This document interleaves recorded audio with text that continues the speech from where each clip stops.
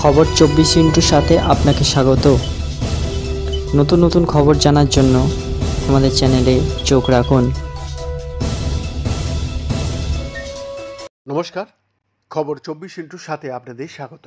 দর্শক, আহমেদাবাদে এয়ার ইন্ডিয়ার Boeing 787-8 dream লাইনারের ভয়াবহ দুর্ঘটনার ছবি এখনও কিন্তু তাজা। এবার মাঝ আকাশে ব্রিটিশ এয়ারওয়েজের বোয়িং ড্রিম লাইনারে যান্ত্রিক ত্রুটি। চেন্নাইগামী ব্রিটিশ এয়ারওয়েজ হিথ্রো বিমানবন্দর থেকে ওড়ার পরে এই ড্রিম লাইনে যান্ত্রিক ত্রুটি ধরা পড়ে।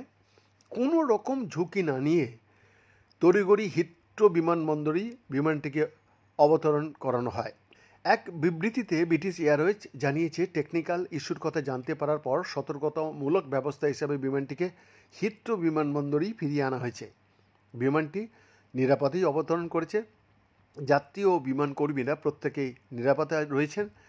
যত দ্রুত সম্ভব যাত্রীরা যাতে তাদের যাত্রা শুরু করতে পারেন তার চেষ্টা করা হচ্ছে বলে বিবৃতিতে জানা হয়েছে।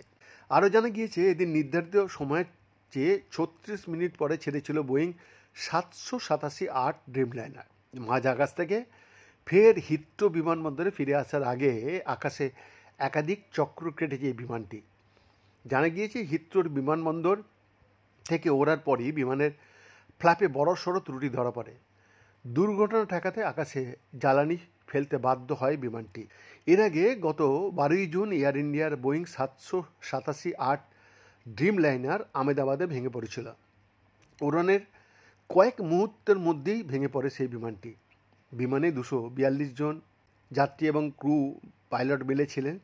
একজন প্রাণে বাঁচেন মাত্র, বাকি সকলের মৃত্যু হয়েছে। ওই দুর্ঘটনার ক্ষত এখনও দগদগে।